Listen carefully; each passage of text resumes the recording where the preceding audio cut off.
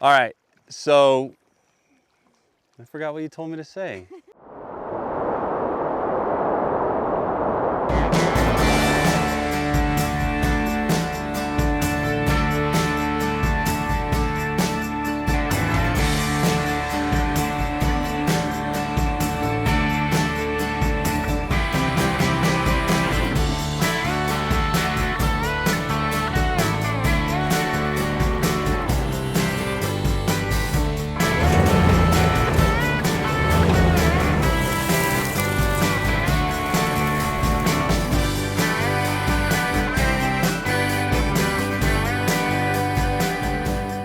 I'm Nate. Carrie. And we are getting ready to take off on a year-long overland adventure. So we're planning a loop through parts of the United States.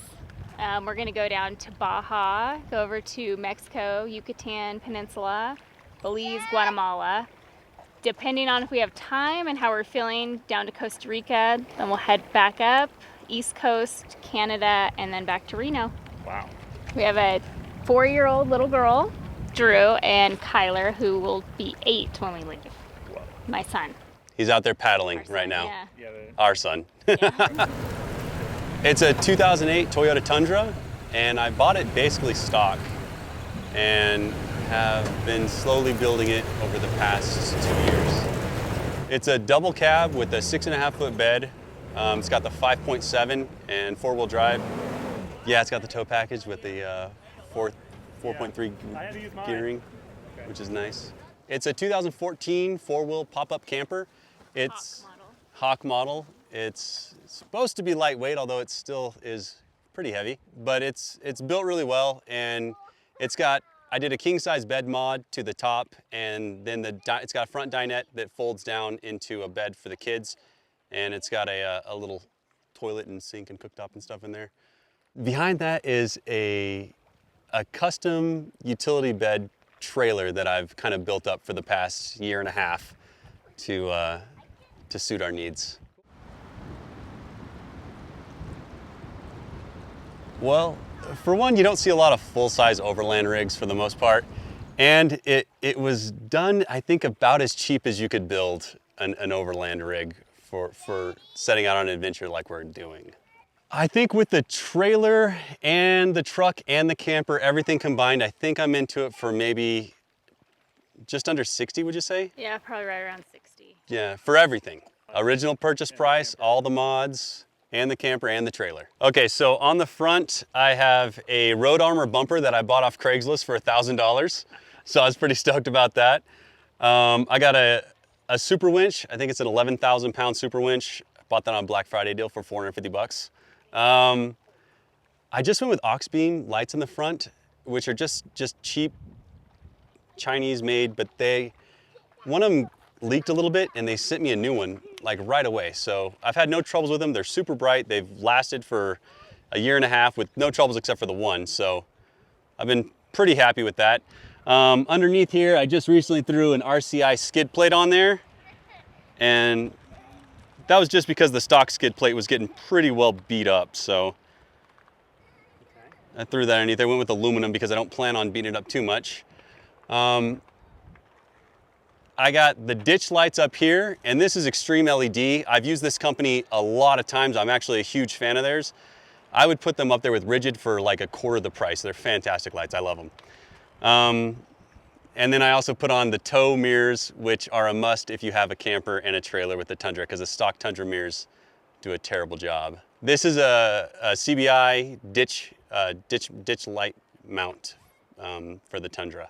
This was the cheapest wheel and tire combo that I could possibly find. I went with BFGs because I've ran them 1,000 times. They're great tires. They've never let me down.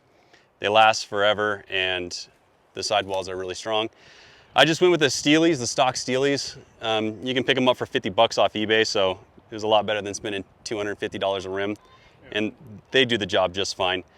And for my suspension, I went with Bilstein's, the 6112s, and they've held up just fine. They ride great on road, and they do really well off road. They're 2.5 inch. You Gives you about a 2.5-inch lift, and it's a 2.5-inch diameter shock, so it actually does a pretty good job. No, it's 33.2 is what it comes out to, so I'm not sure what the actual, it's a 275/70 R18. It comes out to 33.2 inches. So it's a little larger than average, but not so much you got to worry about re-gearing it or anything like that. And I also went with the Stop Tech drilled and slotted rotors just to give me a little bit extra stopping power with all this extra stuff that I'm towing around. A little bit grippier brake pads as well. Let me see, we got some stuff inside here. Pretty much stock, other than I did some stock replacements for the ditch lights and the off-road lights. I have onboard air with a 2-gallon tank. I just went with Vare Air, I think is how you pronounce it. And then I have an ARB locker in the rear. I hope to never need it, but it's there if I do.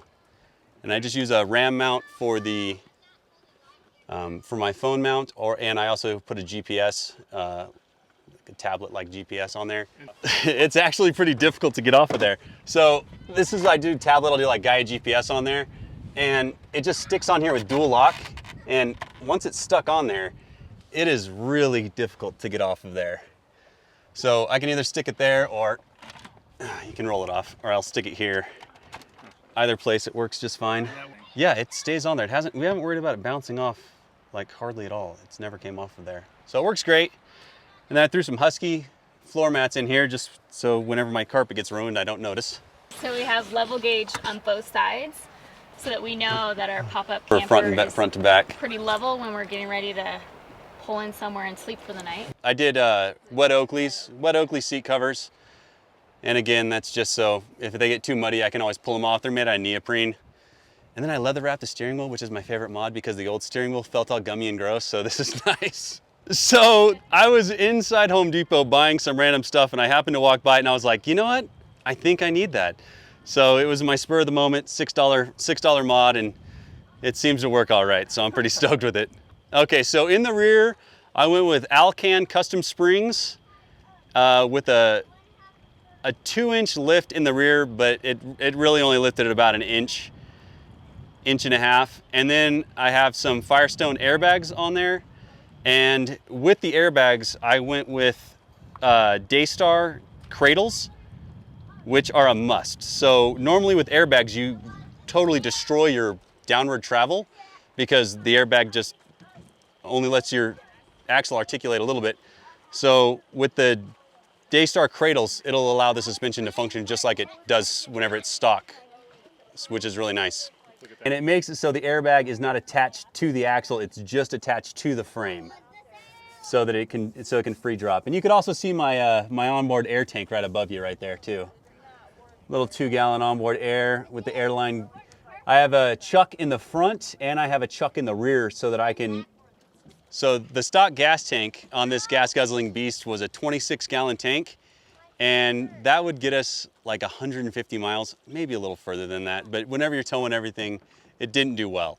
So one of the first mods that I did was to put the 26-gallon tank on there. We live in Nevada, and as you know, sometimes you're 100 miles away from the nearest gas station. So this has increased our range. We could probably go, I don't know, almost 400 miles, close to 400 miles. It's a transfer flow gas tank, and it'll hold 46 gallons. So it's 20 gallons larger than the stock tank. So it's like carrying an extra 4 jerry cans with me at all times. And also the bottom, it's aluminized steel, and the bottom is 1/4 inch. So it's basically has its own, it's made with its own skid plate. So you can drag it over the rocks and not have to worry about it getting punctured or anything like that. Is it a custom product for Tundras? It is a custom product for Tundras, but they make it for a bunch of different vehicles. Okay, so the camper is a 2014 Hawk model, and it fits a 6.5 bed, and it's got 250 watts of solar on top.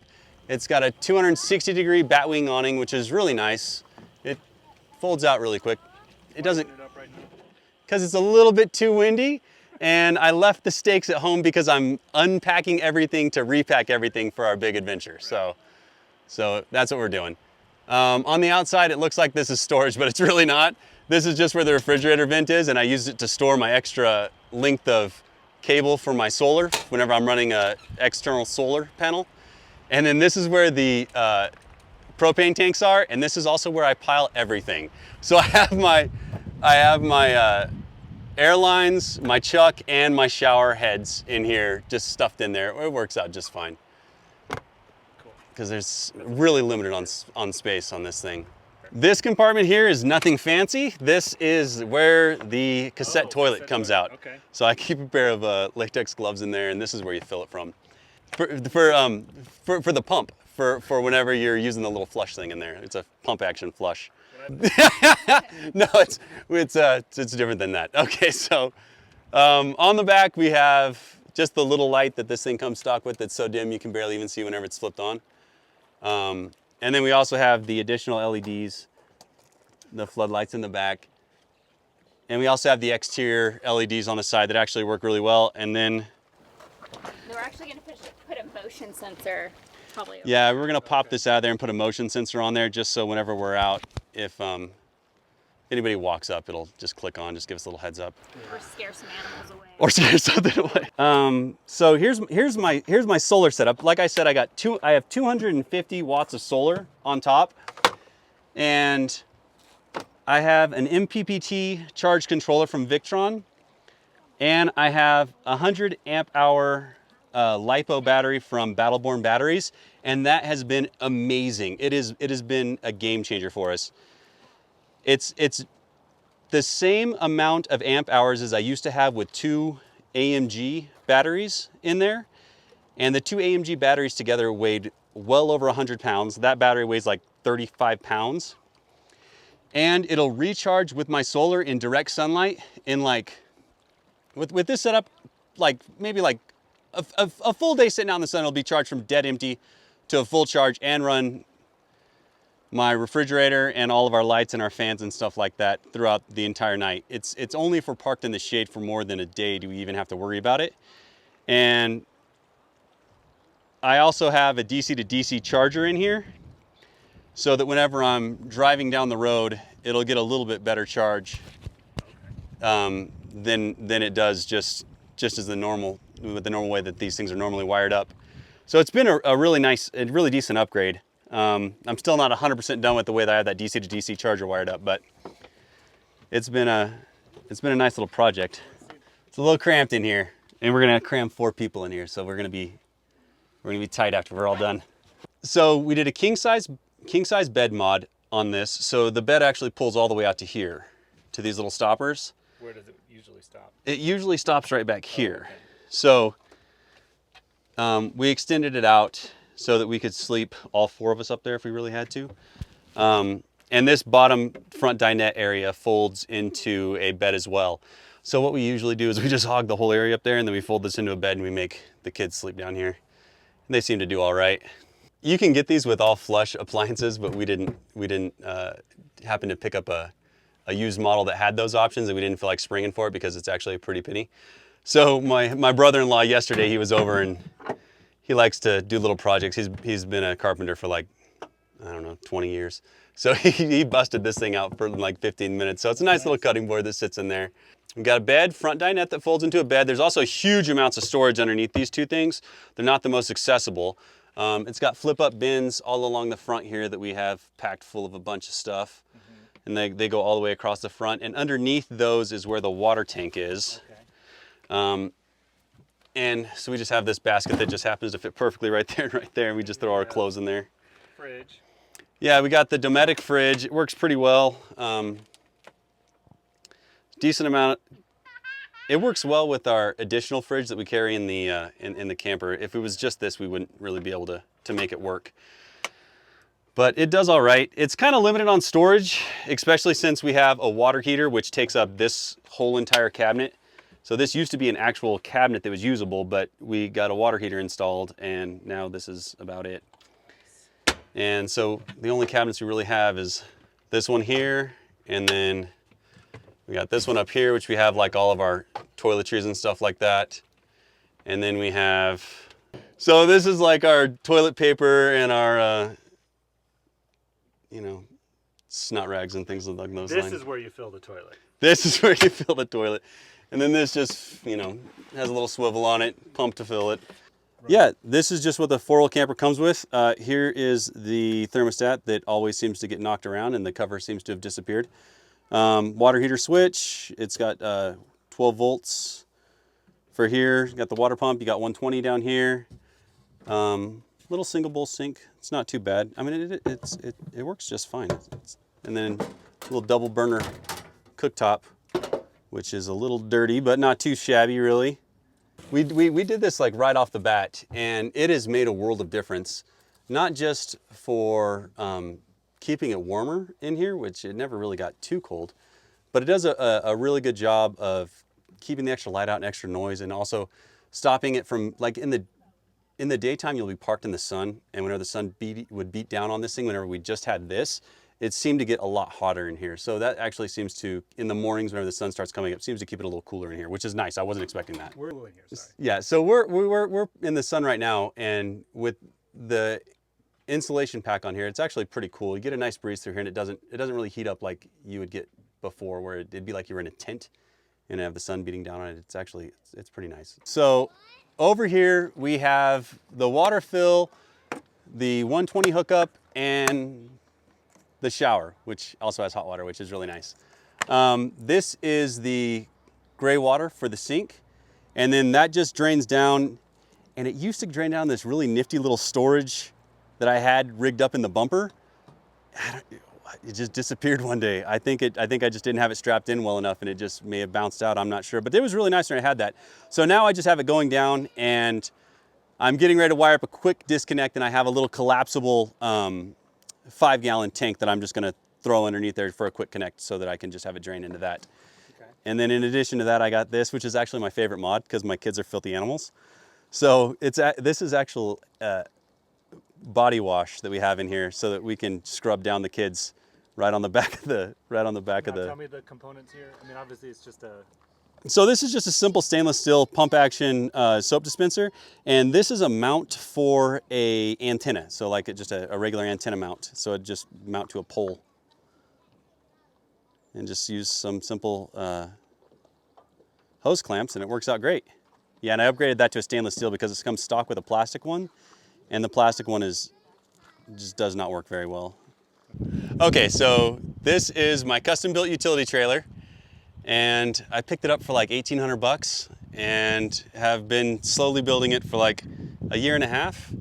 And the only things you don't see that are on their way is a nice sized tongue box here, a big square one that's gonna come out to where this bends right here and come all the way out to here, about that high. And then a little triangle tongue box that's gonna go on there that we're just gonna use for our extra clothes since we have almost no storage inside the camper. I'm gonna put the mountain bikes on the regular toolbox in the back. Yeah, we're gonna mount the mountain bikes up there as well. Okay. And a water filter is gonna hard mount right here, a clear source water filter. So one thing that I had to do to this thing after I got it is I extended the tongue, and I also made it so that the tongue is removable. So if we're camped somewhere and I don't feel comfortable, I don't have to worry about locking the tongue, I can just take it off and either take it with me or probably lock it up inside of the trailer. And that way nobody can take off with it. And also it's extendable, so it actually has a couple of holes drilled for the pin, so I can actually pull this out longer, so I get a little bit longer of a tongue in case I'm on a really gnarly trail where I need to jackknife it over and over again, or it's odd angles where having a longer tongue would be convenient. Okay. Moving back. So here's the 25-gallon water filler. And we have a 25-gallon tank in there, which is super nice to have the extra water to, again, hose down my monkeys. And this is my favorite thing. This was a project right here. So, oh, a little chip. So anyways, this is the pull-out kitchen area. So, still got random stuff in here from our last camping trip. But it works out pretty well. It also works as a little makeshift shower. You just turn it that way and then throw the kids underneath it. So it works perfect for them. So it's worked out pretty well. We have the Dometic 65 liter fridge freezer combo, which has been really nice.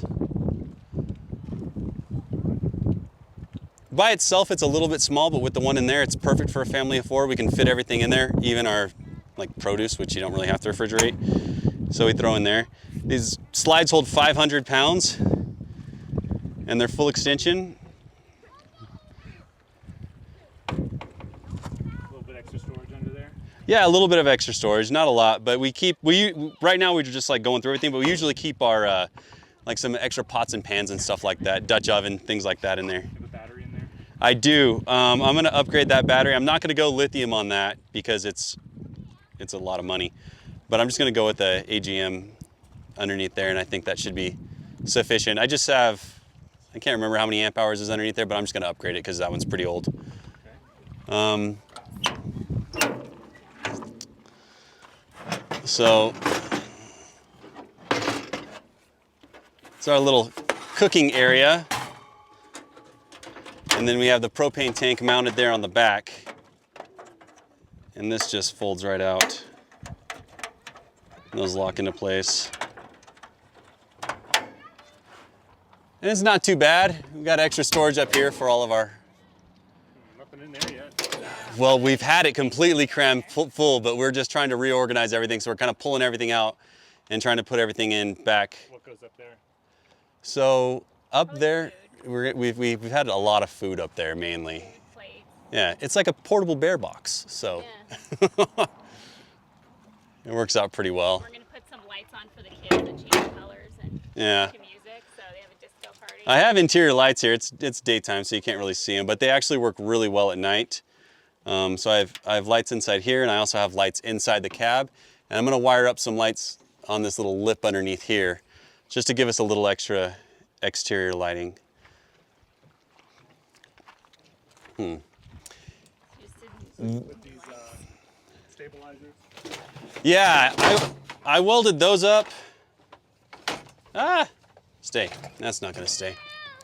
So yeah, I welded those up because before I loaded it up with a full kitchen in the front, if you stood on the back of this thing, it would lift the tongue up if it wasn't hooked onto the truck. And I had a couple near-death experiences, so I decided to put those stabilizers on the back there, which work out really well. I'm glad I installed them.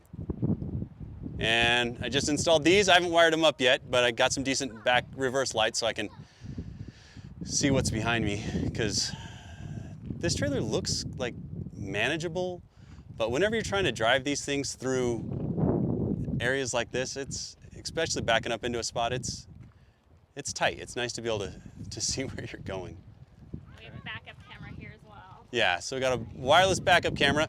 Again, this is another thing that I'm not quite done wiring up. I gotta clean up some wires on there. The kids were fishing earlier, so they didn't put those back quite right, but that works out pretty well. We strapped the kayaks up to the top with just a little, the handles up to the top with just the little bungees. Kyler's, my boy's, the paddles up there. And his kayak fits inside with the 3 little motorcycles. You can see the motorcycle chocks that we have in there. Traction boards. Custom mount with my traction boards. It actually works out really well. Just a couple little eye bolts through here, and then a couple of straight bolts on top, bungee cord to hold them against there, and it works out great. And what's going on this side? This side's just extra camp storage. So we just have like just a throw down blanket. We keep all the water toys here, like little kids camp toys, and then we throw like our life vests and stuff like that over there. This looks like garbage right now, but this is just like our chocks, in case I need to raise up the tongue a little bit higher than the jack will let me do. And then I have leveling blocks in here, and then just random kids toys and stuff as well. And again, we have not organized this yet. We leave in 1 week, and we have a lot left to do. So More storage. more storage. This is just all like random camping gear. And then chairs and motorcycle gear is gonna go in here. Yeah, we had some motorcycle gear in there. And the lighting on this side needs to be cleaned up a little bit, but Got a week. Yep. got 1 week. What are you waiting for? I know, right? What are you worried about? Plenty of time. So, and yeah, we got the kayak mounts on top, and it's worked out pretty well.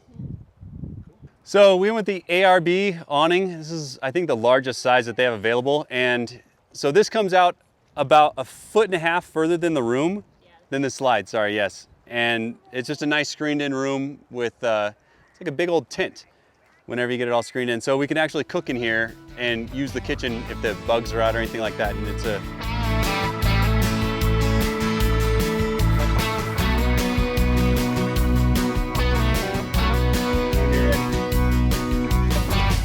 got it?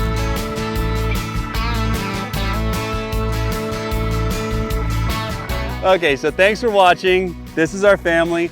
We're getting ready to take off on a year-long adventure through North America, a little bit of Canada, and down through Baja, Mexico, Yucatan Peninsula, and some of Central America. You can follow us on Our Journey Overland on Instagram, and we should be posting regularly.